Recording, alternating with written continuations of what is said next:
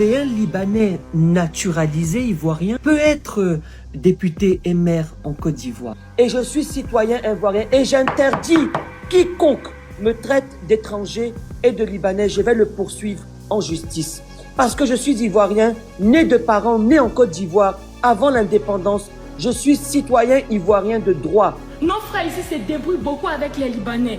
Les Libanais ont tous sortes de comportements, mais les Libanais ne maltraitent pas comme les Noirs. Tu travailles chez le Libanais, tu as ton assiette à part, tu as ton gobelet à part. Nous, notre hospitalité là, c'est ça qui nous a créé problème. Je ne pense pas que les droits de l'homme existent dans ce monde. Je n'arrêterai pas ce business. Vous savez, tous les pays africains qui ont accepté des premières dames non noires, ce sont des pays qui seront un jour ou qui ont pour objectif, pour but, d'être remplacés en fait par des populations non noires.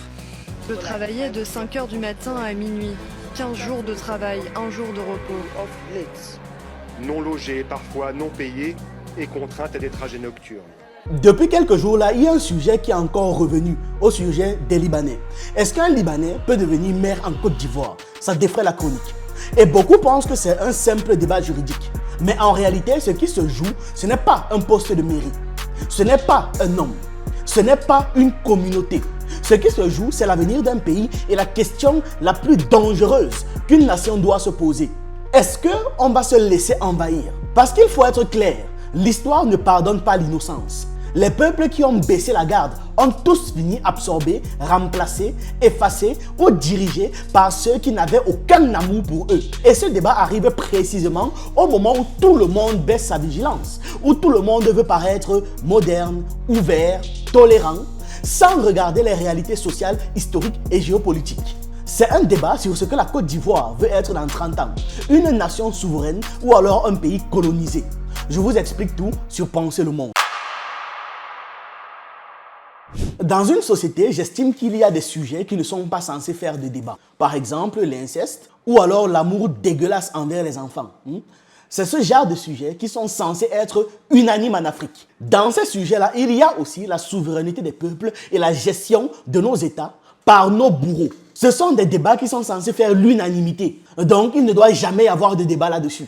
Parce que j'estime que le danger, c'est même commencer à débattre de ce genre de possibilités. Ça laisse des ouvertures. Depuis quelques jours donc, chez nos frères de l'Ouest, tout le monde est en ébullition autour d'une question. Un Libanais peut-il devenir maire ou député en Côte d'Ivoire? Le sujet tourne partout, dans les maquis, sur les réseaux, même dans les taxis, les gens en discutent vigoureusement. Et il faut en parler, urgemment. Voilà l'un des principaux concernés qui a fini par sortir une vidéo où il nous donne sa version. Il nous donne des leçons. C'est un Ivoirien d'origine libanaise, installé en Côte d'Ivoire et qui souhaite maintenant se lancer dans la course à des postes électifs. Écoutons sa vidéo, on va débunker tous ces mensonges un par un. Et je vais vous montrer que c'est comme ça, par le phénomène qu'on voit en Côte d'Ivoire-ci, que petit à petit des nations entières se font remplacer. En France, on parle de grand remplacement. C'est déjà arrivé à combien de peuples africains? Écoutons et on revient dessus. Un Libanais ne doit plus être député ou maire en Côte d'Ivoire. Ce message, je le reçois depuis le début de la semaine. Mais évidemment, un Libanais ne peut pas être maire et député en Côte d'Ivoire. Mais un Libanais naturalisé ivoirien peut être député et maire en Côte d'Ivoire. Il faut que tout le monde sache cela. Regardez aux États-Unis. Un maire vient d'être élu à la municipalité de New York. Il est d'origine indienne, musulman, quelqu'un qui revendique même ses origines, mais il est naturalisé américain. Chers amis, la nationalité, elle est juridique. Ce n'est pas une question de sang et de culture, mais de droit entre vous et l'État. Et dans ces droits-là, un citoyen naturalisé d'un pays peut prétendre à être député et maire. En Côte d'Ivoire, par exemple, quelqu'un qui veut devenir député et qui a été naturalisé, il doit attendre d'abord 10 ans avant d'être candidat à la députation ou être conseiller régional ou conseiller municipal. La Côte d'Ivoire est riche de sa diversité. De grands pays se sont construits avec des immigrés, comme les États-Unis, le Canada et même d'autres pays. Maintenant, une autre question se pose. Pourquoi viser spécifiquement les Libanais? Les Libanais représentent une grande communauté en Côte d'Ivoire. Pour certains, ça va faire bientôt 100 ans qu'ils sont là. Dans mon cas de figure, mon grand-père est arrivé dans les années 1930. Ça veut dire que dans quelques années, l'histoire de ma famille ici atteindra près de 100 ans. Mes 2 parents sont nés ici en Côte d'Ivoire, dont l'un avant l'état de l'indépendance. Et aujourd'hui, certains se cachent derrière des pseudo-avatars pour dire et afficher ma photo pour dire je n'ai pas le droit d'être député ou maire. Mais heureusement que ce sont des gens peu éduqués, minoritaires et qui ne représentent pas la Côte d'Ivoire. Les Libanais représentent un groupe extrêmement important en Côte d'Ivoire. Ils sont des centaines de milliers. Ils cotisent des impôts, ils créent de la richesse, ils créent des infrastructures, ils embauchent du personnel. Une communauté puissante et qui est là depuis des générations. Bien évidemment qu'il y a des personnes qui vont vouloir s'intéresser à la politique. Comme c'est le cas par exemple avec la communauté ivoirienne qui est en France, qui a plus de 100 000 individus. Rachel Keke, qui était députée au Parlement français. Les Ivoiriens sont également nombreux au Canada. Et parce qu'ils sont nombreux et parce qu'ils sont dans la communauté civile, et il y en a qui ont la nationalité, Kassoum Doumbia, par exemple, il est maire au Canada. S'il y aurait eu une communauté ivoirienne importante au Liban et depuis des générations, mais bien évidemment qu'il y aurait eu des Ivoiriens qui peuvent être députés. Au Liban, par exemple, il y a des étrangers naturalisés libanais qui sont députés, notamment dans la communauté arménienne, dans la communauté syrienne. Donc, les étrangers qui sont là depuis des générations, qui ont acquis la nationalité ivoirienne, ils sont soumis aux mêmes devoirs que des Ivoiriens d'ascendance, comme vous voulez les appeler.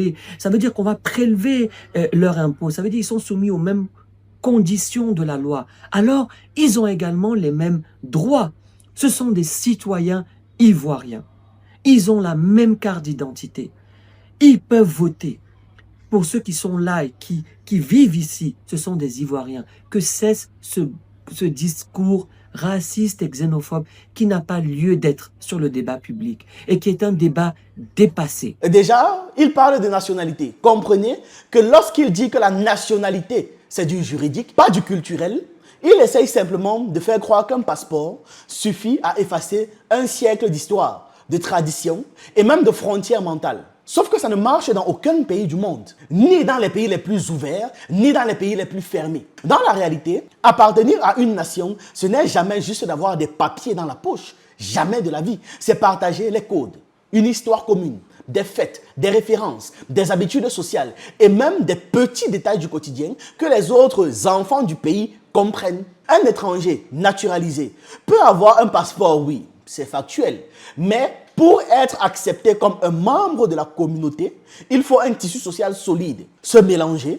vivre avec les autres, se marier dans le pays, partager ses traditions, être présent dans les rituels collectifs et j'en passe. C'est valable partout. Hein. En France, tu peux être naturalisé. Mais tant que tu ne comprends pas pourquoi est-ce que les Français râlent tout le temps, tu restes l'étranger du quartier.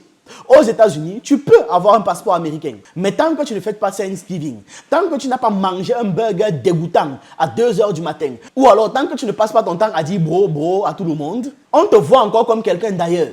Même au Sénégal, si tu ne sais pas comment répondre en Angadef, on te repère automatiquement. Bref, ce que j'explique, c'est que la nationalité, ce n'est pas juste un texte dans un dossier administratif. C'est un environnement humain dans lequel il faut s'intégrer. Vous, en Côte d'Ivoire, répondez à cette question. Dans les différentes émeutes, les différentes manifestations que vous avez faites contre le pouvoir, pour la justice sociale, contre la souffrance quotidienne, avez-vous déjà vu un Libanais à vos côtés? Avez-vous déjà vu un Libanais arrêté pour ces raisons, emprisonné comme vous, parce que vous réclamez vos droits? Bon, personnellement, je n'ai jamais vu, ni dans des vidéos, ni dans des faits divers, jamais. Mais c'est pour ça que je demande vos témoignages. Peut-être comme moi, je ne suis pas sur le terrain, on va me dire que je ne sais pas de quoi je parle. Donc vous témoignez. Pensez-vous qu'ils ont le même rapport à la domination ou encore au colonialisme que vous, Ivoiriens? Je ne pense pas. Bien sûr que non. Ils n'ont pas le même rapport. Vu que c'est eux les colons. C'est une communauté bien organisée par la France pour servir de relais dans un pays noir avec des valets locaux qui dirigent le pays et qui permettent ce genre de choses. Et ne vous dites pas que ce n'est qu'en Côte d'Ivoire, je ne sais pas, au Gabon, non, jusqu'en Haïti, hein. La même stratégie est utilisée et c'est là que son argument tombe à plat. Parce que le Liban Le pays dont il est issu, dont il est originaire, est justement un des lieux où cette logique est la plus forte au monde. En théorie, tu peux être naturalisé au Liban. En théorie. En pratique, un noir, dans un miracle extraordinaire, même avec un passeport libanais flambant neuf, ne sera jamais perçu comme un Libanais. Même s'il a mis 500 ans dans le pays là. Au Liban, les Noirs sont cantonnés aux travaux domestiques, surveillés sous le système de la kafala, jamais intégrés dans des familles libanaises et totalement invisibles dans la vie politique. Aucune femme noire au Liban ne peut espérer épouser un Libanais sans provoquer un scandale familial. Pour les hommes qui veulent épouser des femmes libanaises, soit on va l'éliminer au mieux, soit on va le mettre en esclavage au pire. Aucune personnalité noire, même libanaise, instruite ou naturalisée, n'a jamais dirigé une municipalité libanaise. Même les enfants nés au Liban, de parents africains, du moins d'origine africaine, mais de nationalité libanaise, parlant arabe, ayant grandi dans le pays, restent exclus, complètement exclus de la citoyenneté et considérés comme des étrangers éternels. Ce n'est pas une rumeur, je ne vous parle pas de cas isolés. C'est un fait social documenté pendant des décennies et jugé comme tout à fait normal. Et c'est là que la contradiction est énorme de la part de ce gars. Parce qu'il demande à la Côte d'Ivoire d'accepter un modèle d'intégration très large que le Liban n'a jamais appliqué à personne et certainement pas aux Africains. Autrement dit, il est en train de réclamer ici une ouverture totale qu'il sait parfaitement impossible chez lui. C'est comme si quelqu'un vient te dire, chez toi là, ouvre ta porte doit être grande ouverte. Tout le monde doit pouvoir entrer et sortir comme il veut. Alors que lui, devant sa propre maison, il a installé une barrière, un garde armé, 2 caméras et des chiens. Le problème, ce n'est pas la loi. Le problème, c'est le décalage entre ce qu'il exige des autres et ce que son propre pays refuse de faire.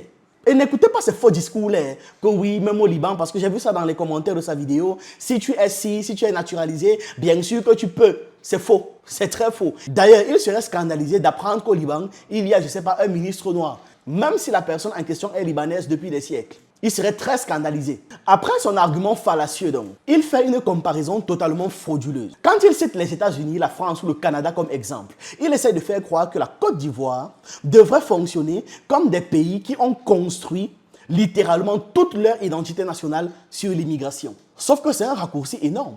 C'est un raccourci comique. Il fait ça pour nous embrouiller. Les États-Unis sont littéralement un pays de colons, bâti par des vagues successives d'immigrés européens, asiatiques, américains, latinos, africains déportés et j'en passe. Donc, on parle là d'un gigantesque mélange forcé et violent où la diversité fait partie de l'ADN même du pays. La France, elle, a une histoire coloniale qui a amené des millions de personnes à circuler dans son territoire, dans son empire, entre guillemets, créant un modèle d'assimilation dans lequel l'étranger devient français à condition d'adopter la culture nationale. Le Canada, c'est pareil. On parle d'un pays qui existe grâce à une politique migratoire volontaire, presque industrielle même, où on fait entrer des gens comme dans un centre commercial. Bienvenue, voici vos papiers, voilà votre job, installez-vous. Parce qu'ils ont quand même besoin de gens pour faire leur cotisation sociale. La Côte d'Ivoire n'a pas cette histoire. Qu'on arrête de nous prendre pour des chèvres. Elle n'a pas été construite par des vagues d'immigration européenne ou asiatique. Elle n'a pas kidnappé des millions de Libanais pour bâtir son économie. Elle n'a pas bâti sa constitution autour du multiculturalisme forcé. Et surtout, ce n'est pas un pays qui a choisi d'être melting pot. Non. L'Afrique de l'Ouest est historiquement une région où les identités culturelles sont profondes, ancrées, sensibles. Et là où la cohésion nationale est un chantier permanent parce que nous sommes constamment déstabilisés de l'extérieur et nous avons un très violent héritage d'esclavage et de colonialisme qui ont déstructuré nos pays. On ne peut pas demander à une nation de 63 ans, c'est ça? Une nation encore dans une histoire coloniale brutale actuellement, de fonctionner comme une puissance impériale vieille de 3 siècles. Non. Ce serait comme dire à quelqu'un qui vient d'apprendre à marcher, d'aller participer au marathon de New York. Et le plus ironique, c'est qu'il ne cite jamais le Liban dans ses comparaisons, alors que c'est le pays le plus pertinent s'il veut parler de réciprocité.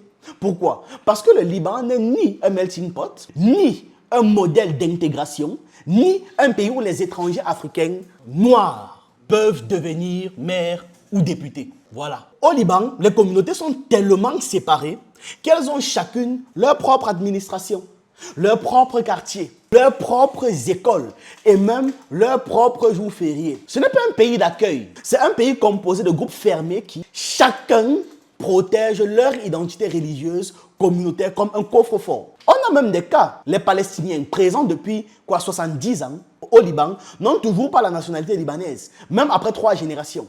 Les travailleurs migrants africains, même nés au Liban, même parlant le dialecte local, n'obtiennent jamais la citoyenneté. Aucun noir, même naturalisé, n'a jamais exercé un mandat politique notable dans ce pays, contrairement à ce qu'il prétend en citant vaguement des Syriens et des Arméniens. Alors, venir dire à la Côte d'Ivoire, vous devez faire comme les États-Unis, alors que son propre pays n'applique même pas le 1% de ce modèle, pourquoi est-ce qu'il ne demande pas à son pays de faire comme les États-Unis? C'est se moquer de nous. Sa comparaison ne tient pas debout parce qu'il ignore volontairement la différence entre les pays qu'il cite, c'est-à-dire des nations façonnées par un choc historique d'immigration, et la Côte d'Ivoire, une jeune nation qui essaie encore de stabiliser son unité interne. Il utilise l'exemple des États-Unis et de la France. Non pas parce que c'est logique, mais parce que c'est flatteur. C'est une manière élégante de dire « ouvrez votre porte à tout le monde », alors que chez lui, la porte n'a jamais été ouverte à personne. À un moment donné,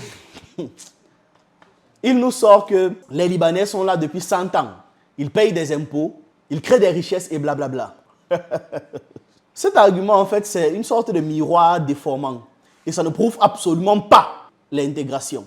Lorsqu'il dit « nous sommes là depuis un siècle, nous investissons, nous créons des richesses », il essaie de transformer une présence économique en preuve d'intégration sociale. Sauf que être présent, ce n'est pas être intégré. Payer des impôts, ce n'est pas appartenir à une nation.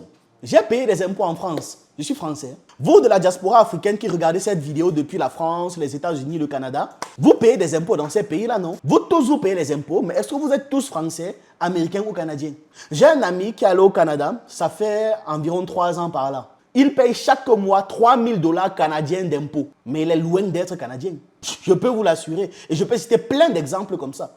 Aussi, faire du commerce n'a jamais été un indicateur d'assimilation. Je ne sais pas pourquoi est-ce qu'il essaie de mélanger ça. Sinon, les colons européens seraient devenus des Africains. Comme ça, du jour au lendemain. Les commerçants portugais, les commerçants français ou britanniques qui vivaient en Afrique au XVIIIe siècle ont eux aussi construit des maisons, non? Ils ont ouvert des ports, ils ont payé des taxes et ils ont embauché des gens. Est-ce que ça fait pour autant des Africains? Ou alors, est-ce qu'on doit les considérer comme les frères du village parce qu'ils l'ont fait?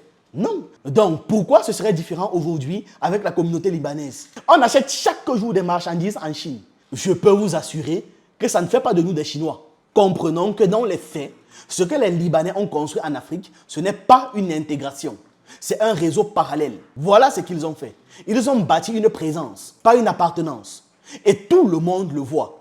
Si un groupe vit 100 ans dans un pays, mais qu'après 100 ans, ils ne se marient presque jamais avec la population locale. Ils envoient leurs enfants étudier dans leurs écoles, parfois au Liban, ou même directement en Europe, plutôt que dans les écoles nationales. Ils créent leurs propres restaurants, leurs propres écoles, leurs propres mosquées, leurs propres crèches, même leur propre circuit économique, alors que ce groupe vit dans le pays.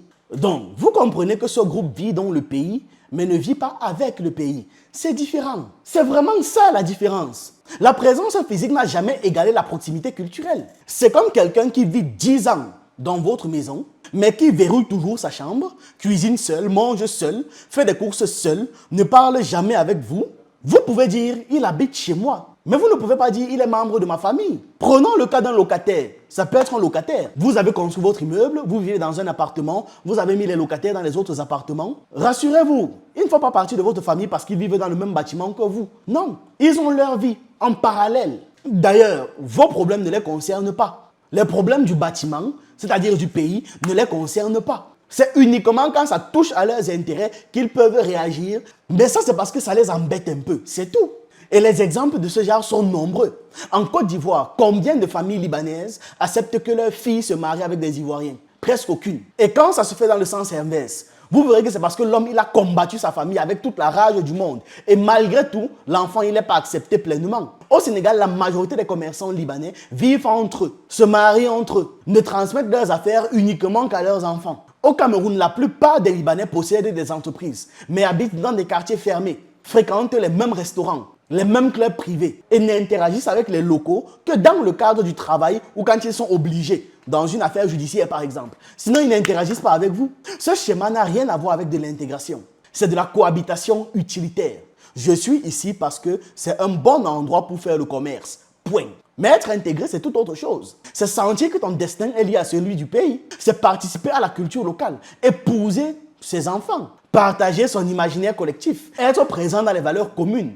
Les Libanais, pour la plupart, gardent une attache affective extrêmement forte à leur pays, au point où beaucoup rêvent d'y retourner finir leur jour. Et c'est là que son argument tombe, encore une fois. Il veut que la Côte d'Ivoire considère la communauté libanaise comme une extension culturelle de la nation ivoirienne. Alors que cette même communauté, dans son quotidien, ne s'est jamais comportée comme telle. Elle s'est toujours comportée comme une diaspora économique, pas comme une composante organique du pays. Une diaspora économiquement forte, influente, présente, mais une diaspora qui a choisi de rester un groupe à part.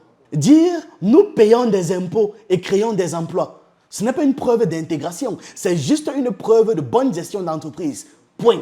C'est comme si, je ne sais pas, un Français vivant au Maroc disait « j'ai un hôtel, j'embauche des Marocains, donc je suis Marocain de cœur ». Non, tu fais du business. Et le business ne remplace pas l'appartenance culturelle. Ce n'est pas parce qu'on est là depuis longtemps qu'on s'est fondu dans le tissu national. Ce n'est pas parce qu'on contribue économiquement qu'on appartient symboliquement. Sans parler du racisme décomplexé et du très profond mépris qu'ils ont pour les Africains. C'est un niveau maladif. Ils vivent chez nous, mais ils nous voient comme des servants. Et ça, j'utilise le mot servant pour peser mes mots. Ils vous regardent comme des outils jetables. C'est pour ça qu'ils refusent le mélange. Et c'est tant mieux, hein. On n'est pas là pour commander un métissage avec les Libanais. Après, ce sera encore un plan pour nous absorber. Je veux juste faire comprendre qu'il est de très mauvaise foi ce type. Aujourd'hui, dans la liste des pays qui pratiquent encore l'esclavage, il y a le Liban. Et les Libanais se tapent la poitrine de pratiquer encore ça. Tout faire dans la maison. Mais son passeport, c'est nous qui le gardons. Pourquoi? Tu voyages pour travailler. Tu voyages pour gagner de l'argent. Tu voyages pour dire oui à tes employeurs. On les traite avec humanité, mais il y a le respect. Et une ligne rouge qu'elles ne peuvent pas franchir. C'est ce que disent les critiques, et c'est ce qui ne va pas avec ce système. Vous pouvez accepter ça? Ce qui ne va pas avec ce système? C'est ce que disent les critiques. Je ne pense pas que les droits de l'homme existent dans ce monde. Impossible.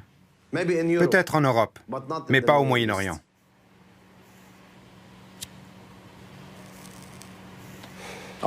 Je n'arrêterai pas ce business. Et ça, aucun Libanais qui nous demande de les accepter ne peut partager ça, ne peut réellement lutter pour ça. Ils vont faire une petite évocation comme ça, vite fait, passer là-dessus. Mais toujours, bien sûr, en aromatisant la pensée nauséabonde. Ouais, on n'est pas tous comme ça. Ouais, au Liban, il y a quand même des gens bien, et blablabla, et blablabla. J'ai rigolé quand il a posé la question. Pourquoi viser spécifiquement les Libanais?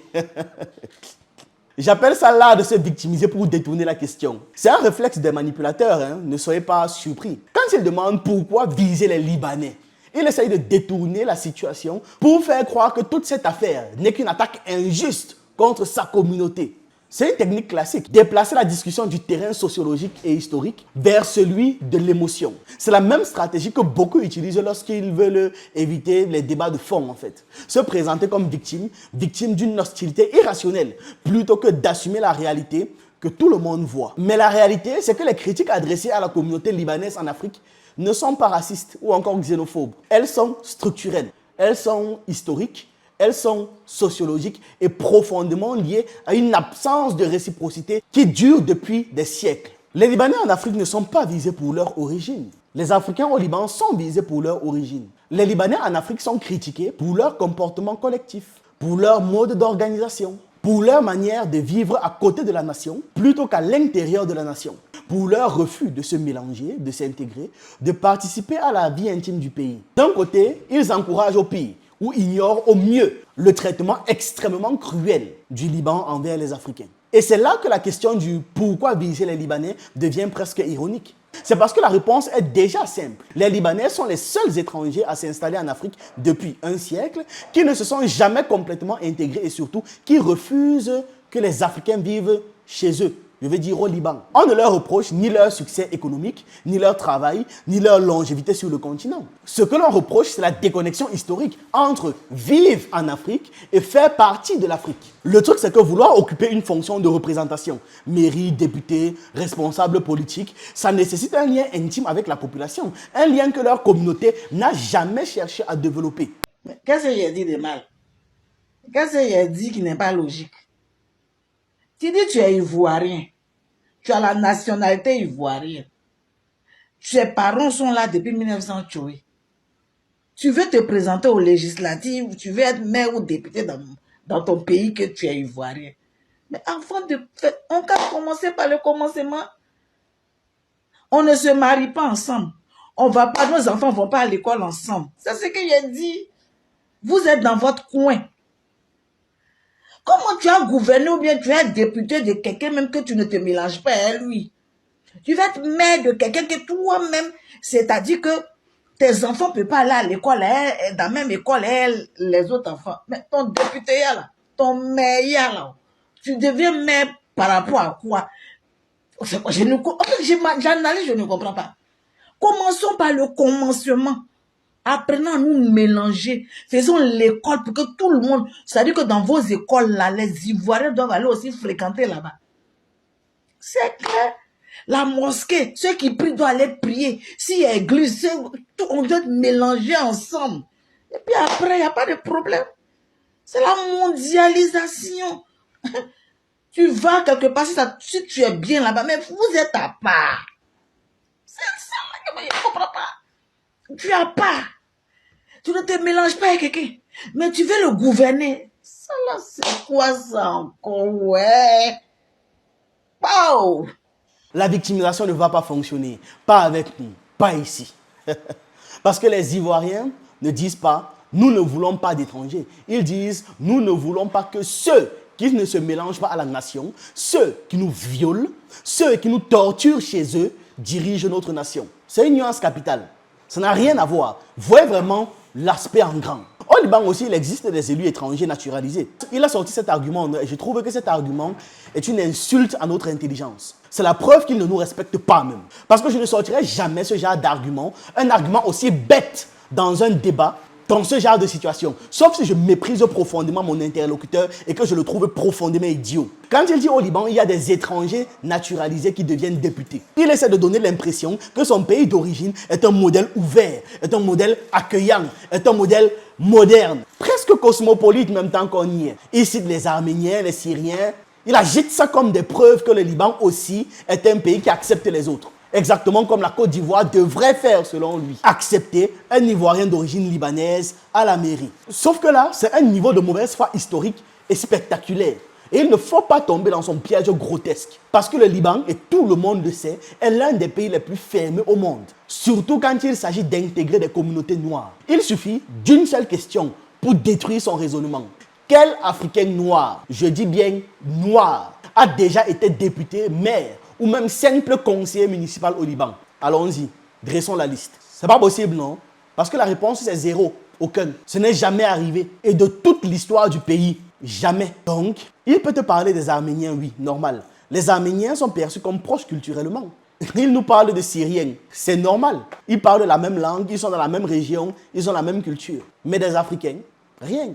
Silence. Vide sidéral. Et ce vide, il n'en parle pas. Parce qu'il sait très bien pourquoi. Les Noirs au Liban ne sont pas considérés comme des humains. Les Libanais eux-mêmes le reconnaissent en privé. Je peux prendre là d'un coup de tête 3 exemples tellement violents qu'on ne devrait même pas avoir besoin d'aller plus loin. Le système de la kafala. Le Liban fait partie des pays où les Africains sont placés sous de la servitude légale. Pas de liberté de mouvement, pas de droits élémentaires. On a des milliers de cas de violence, d'esclavage domestique, de confiscation de papiers. Donc, un député noir au Liban, le système ne laisse déjà pas les Noirs sortir seuls de la maison. 2. Les enfants nés au Liban sont considérés comme des étrangers. Les enfants noirs nés au Liban, déjà c'est interdit, mais admettons, l'enfant est né, il a grandi au Liban, il parle arabe et libanais, il y a vécu toute sa vie, mais il reste un étranger. Aucune naturalisation automatique, aucun accès au droit. Il n'a même pas le droit de rêver à un poste public. Alors imaginez un poste politique. D'ailleurs, le Sénégal a même répondu par une loi interdisant la naissance de Libanais sur son sol. Les femmes libanaises sont interdites d'accoucher au Sénégal. Interdiction formelle aux femmes libanaises d'enfanter et d'accoucher au Sénégal, de la même manière qu'il est interdit aux femmes noires de le faire au Liban. Je ne sais pas ce que les autres pays africains font pour ne pas répondre de la même manière. Nos dirigeants sont toujours là en train de nous faire honte. Les médiocres gens qui nous dirigent. Ça me frustre chaque jour. 3e exemple, le racisme populaire ouvert. Il y a des vidéos entières que tout le monde a déjà vues montrant des Libanais appelant les Noirs esclaves, animaux, cous, abides. On a aussi déjà vu des pancartes avec écrit dessus « No Africa » dans certains commerces au Liban, des agressions dans les rues, des assassinats de domestiques que l'on balance des balcons après des années de maltraitance. J'ai des dizaines de vidéos de ce genre. Impossible à montrer parce que YouTube va ban. Et c'est ce même pays-là que le gars cite pour justifier la possibilité en Côte d'Ivoire d'élire un maire d'origine libanaise. La comparaison n'est pas seulement fausse, elle est indécente. Et c'est pour ça que je dis qu'il nous prend pour des idiots. Et c'est la preuve qu'il ne nous respecte pas. Parce que si un noir ne peut même pas être un simple humain respecté au Liban, comment oser utiliser ce pays comme exemple pour demander à la Côte d'Ivoire d'ouvrir ses institutions sans condition? Le message derrière devient donc grotesque. Chez moi, les noirs n'ont aucun droit, mais chez vous, je veux tous les droits. C'est exactement ce qu'il est en train de nous dire. Même s'il utilise plein de mots ou alors tourne autour en parlant de juridique, de diversité, de communauté utile. Voilà ce qu'il demande. Vous n'avez aucun droit chez nous, je m'en fous. Moi, je veux tous les droits chez vous. Voilà ce qu'il dit. Et c'est pour ça que je reviens dessus. Il ne nous respecte pas. C'est pour ça qu'il insulte notre intelligence. Son argument sur les élus étrangers au Liban ne tient que si on efface totalement la réalité du pays. Le problème, c'est que on connaît les faits. La vérité, c'est que le Liban n'a jamais été un pays ouvert aux Africains. Jamais. Et tant que cette réalité ne change pas, utiliser cet exemple dans un débat ivoirien n'est pas seulement inapproprié, c'est malhonnête. Quand il dit les Libanais naturalisés ont les mêmes droits que les Ivoiriens d'ascendance, donc ils doivent avoir les mêmes chances, il utilise une fois de plus une vision ultra scolaire de la nationalité, en mode un monde où la loi suffit à effacer l'histoire, à effacer les traumatismes, à effacer les rapports de force, à effacer les communautés et même à effacer les réalités du terrain. C'est une manière très confortable parce qu'il est riche de voir les choses. Parce que ça permet d'éviter les questions essentielles. Et surtout, c'est lui qui est en position de force. Il est riche. Un droit écrit n'est pas un droit accepté. Dans la vraie vie, la citoyenneté, ce n'est pas un document légal. J'ai été clair ici en début de propos. Dire même droit égal, même chance, c'est un peu comme dire que tout le monde peut devenir milliardaire parce que la loi ne l'interdit pas. Oui, sur papier, c'est vrai. La loi ne t'interdit pas d'être milliardaire. Mais dans les faits, 99,9% de la population n'y arrivera jamais. Pourquoi? Parce que la loi n'efface pas les inégalités, les perceptions, l'éducation, les barrières scolaires, les barrières sociales, les rapports d'appartenance, les identités collectives et j'en passe. Le droit, c'est de la théorie. La société, c'est la pratique. Et souvent, les deux ne se rejoignent pas. Ils oublient que la société ivoirienne a une histoire extrêmement sensible liée aux questions étrangères en règle générale. Notamment depuis la décennie de 1990, l'ivoirité, les coups d'État, les tensions politiques et j'en passe. Tu ne peux donc pas débarquer dans un pays avec des cicatrices identitaires aussi récentes et prétendre que tout est juste juridique. Non! Jusqu'à il menace de porter plainte aux gens qui diront qu'il n'est pas ivoirien dans son live avec Makosso. Tu peux être candidat ici dans notre pays là? Je suis candidat en 2029 et la loi me le permet et je suis citoyen ivoirien et j'interdis quiconque me traite d'étranger et de Libanais, je vais le poursuivre en justice. Vous avez entendu ça? Je vais tout vous le dire. Ces gens peuvent agir comme ça chez nous parce qu'ils ont la complicité de nos forces de l'ordre qui, pour un peu d'argent, laissent les étrangers faire ce qu'ils veulent. J'aimerais bien voir, une seule fois, un noir au Liban menacé de porter plainte contre un autre Libanais qui le traite d'étranger. J'aimerais voir un noir qui amène en prison un Libanais au Liban. Quand les gars font ce genre de menaces, c'est parce qu'ils savent sur quoi est-ce qu'ils comptent, non? N'est-ce pas, ils ont l'argent. N'est-ce pas, ils connaissent 2-3 commissaires, 2-3 personnes haut gradées qu'ils peuvent graisser la main. C'est pour ça qu'il est important que nos autorités arrêtent ça. On pense toujours que ça ne change rien à titre individuel. Ça va. On prend leur argent, on les traite comme des rois et puis c'est tout.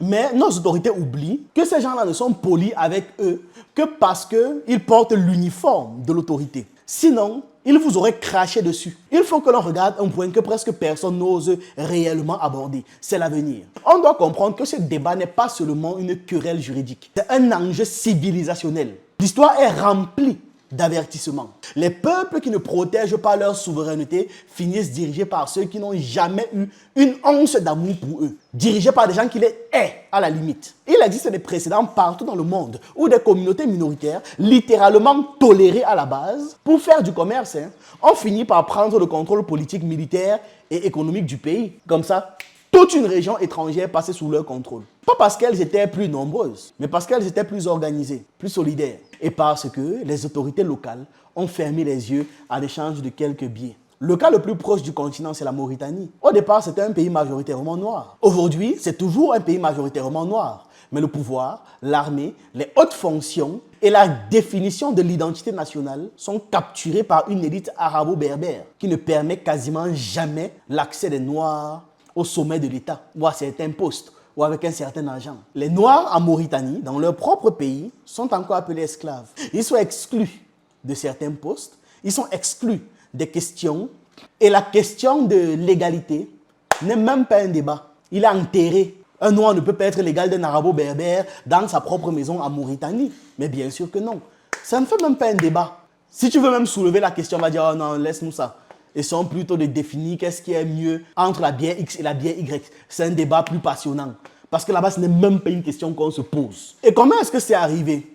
Parce que les autorités ont minimisé le problème pendant un siècle. Ils pensaient que la cohabitation allait suffire, non? La cohabitation. Voilà donc la cohabitation aujourd'hui. Vous êtes relégués en sous-homme chez vous. Ils se disaient que non, l'économie suffit. J'ai un peu d'argent. Ils me donnent un peu d'argent. Je nourris ma famille, je fais les beaux quartiers. Voilà donc le résultat. Il y a certains qui pensaient même que voilà, le temps allait tout arranger. Ça s'est empiré. Le temps n'a rien arrangé. Il a simplement solidifié la domination. Regardons aussi l'Afrique du Nord. Avant, l'Afrique du Nord était profondément noire. L'Égypte antique, c'était des Africains noirs. La Libye antique, c'était des Africains noirs. L'Algérie, c'était des Africains noirs. Qu'est-ce qui s'est passé? Des vagues successives d'invasion, de domination, puis d'effacement culturel, administratif et militaire. Aujourd'hui, les Noirs, ils sont marginalisés, méprisés et invisibles dans le récit officiel. N'ont jamais existé dans les pays-là. En Libye, le phénomène est encore plus violent parce qu'il y a des marchés d'esclaves noirs uniquement qui ont apparu. Preuve que la chute d'un État ouvre toujours la porte au pire modèle d'organisation sociale. On pourrait croire que ces exemples sont lointains, mais ils ne le sont pas. L'Afrique est un continent où la domination se déplace. Elle ne disparaît jamais. En Argentine, par exemple, un pays autrefois peuplé de Noirs, amené par millions de forces pendant l'époque coloniale, toutes les populations noires ont aujourd'hui quasiment disparu de la nation. Ce n'est pas la magie. Ils ont disparu par l'exclusion, la marginalisation et la politique silencieuse du blanchiment démographique. Quand on pense à l'Argentine, on pense au tango, à Lionel Messi, à Buenos Aires, on pense à Maradona, au maté, au drapeau bleu et blanc, mais on ne pense presque jamais aux Noirs. Et ce n'est pas un hasard. Aujourd'hui, moins de 1% des Argentins se déclarent afrodescendants. Dans les rues de Buenos Aires, comme dans les manuels d'histoire ou les plateaux télé, les visages noirs sont presque absents. Comme si cette population n'avait jamais existé. Comme si elle n'avait jamais compté. Et pourtant, il fut un temps où les Noirs représentaient jusqu'à 1/3 de la population de Buenos Aires, où ils combattaient dans l'armée, travaillaient dans les ports, bref, jouaient un rôle central dans la vie culturelle et économique du pays. Alors, que s'est-il passé? Pourquoi cette disparition? Comment une population si présente a-t-elle pu devenir invisible? Aujourd'hui, on va parler d'un effacement. Pas un effacement soudain, brutal, spectaculaire, un effacement lent, méthodique, silencieux. On va parler des Noirs d'Argentine et de la manière dont un pays tout entier a tenté d'effacer leur mémoire. Le Soudan, au départ, était complètement noir. Comme d'hab, les Arabes ont débarqué. Maintenant, il y a le Soudan du Nord, Soudan du Sud. Ceux du Nord sont arabes, plus ou moins arabisés, profondément racistes et négrophobes. Leur objectif, c'est de dégager les Noirs et ils ne vont pas aller par le dos de la cuillère. C'est une guerre raciale, ethnique, on l'a bien compris. Alors, quand un Libanais dit que nous voulons être maires et députés, il faut bien que l'on comprenne le mécanisme. La prise de pouvoir commence toujours par des fonctions locales, jamais par le sommet. Aujourd'hui, c'est maire. Demain, ce sera député. Après-demain, ce sera vice-président. Et dans 20 ans, celui qui vous dit aujourd'hui, je veux juste servir la commune, deviendra le chef militaire. Et c'est lui qui va décider qui a le droit d'être protégé et qui n'a pas le droit d'être protégé. Et ce ne sera pas les Noirs ivoiriens. C'est comme ça qu'une domination s'installe, lentement, silencieusement, légalement, avec la complicité passive des autorités, police, gendarmerie, préfet, juge, ministre, qui reçoivent un peu d'argent en vendant le pays. Et c'est là que l'exemple du Liban devient inquiétant. Les pratiques d'un pays voyagent avec ses élites et avec ses peuples. Si une communauté entière reproduit en Côte d'Ivoire les logiques d'endogamie, de fermeture de clans, de protection interne, et de mépris des Noirs dans leur propre pays, ils vont prendre le modèle là, le modèle libanais, et ils vont importer ça en Côte d'Ivoire. C'est-à-dire un système où les Noirs ne peuvent pas déposer plainte contre un membre de la caste. Oui, un système où les forces de l'ordre agissent selon un rapport de force et non un rapport de justice. Un système où l'accès au pouvoir devient réservé à eux, uniquement aux Libanais. Un système où la société se divise en premiers citoyens et citoyens tolérés. De toute façon, c'est parce que ce n'est qu'une main-d'œuvre servile. Donc, si on ferme les yeux aujourd'hui en Côte d'Ivoire, pour ne citer que cet exemple-là, le pays pourrait basculer demain dans un schéma où une élite extérieure, non intégrée et non réciproque, occupe les postes clés sans jamais ouvrir ces mêmes postes clés aux Ivoiriens dans leur propre pays d'origine. C'est comme ça. L'histoire nous dit une seule chose. Ceux qui redéfinissent les lois redéfinissent ensuite qui est un citoyen et qui n'est plus un citoyen, vu que ce n'est qu'une question de loi, non? Voilà pourquoi les Ivoiriens doivent être très lucides, vigilants et extrêmement fermes. Ce n'est pas de la haine, ce n'est pas du rejet aveugle, c'est l'instinct de suivi. Et vous devez prendre ça très au sérieux. Des nations entières ont disparu à cause de ça. J'ai cité quelques-unes. Ne déplacez pas ce débat, ne déplacez pas ce sujet. Ce n'est pas une question de droit, de papier, de qui est libanais sur papier ou pas. C'est une question d'avenir, de futur, c'est une question d'invasion, c'est une question civilisationnelle. Que personne ne vous dise le contraire. Et on connaît tous à quel point la cruauté envers les Noirs est banalisée. N'acceptez pas ça chez vous. Voilà, c'est ce que j'avais à partager avec vous dans cette vidéo. Dites-moi ce que vous en pensez en commentaire. N'oubliez pas d'aller dans l'onglet Post pour répondre au quiz de la journée. Et on se retrouve une prochaine fois.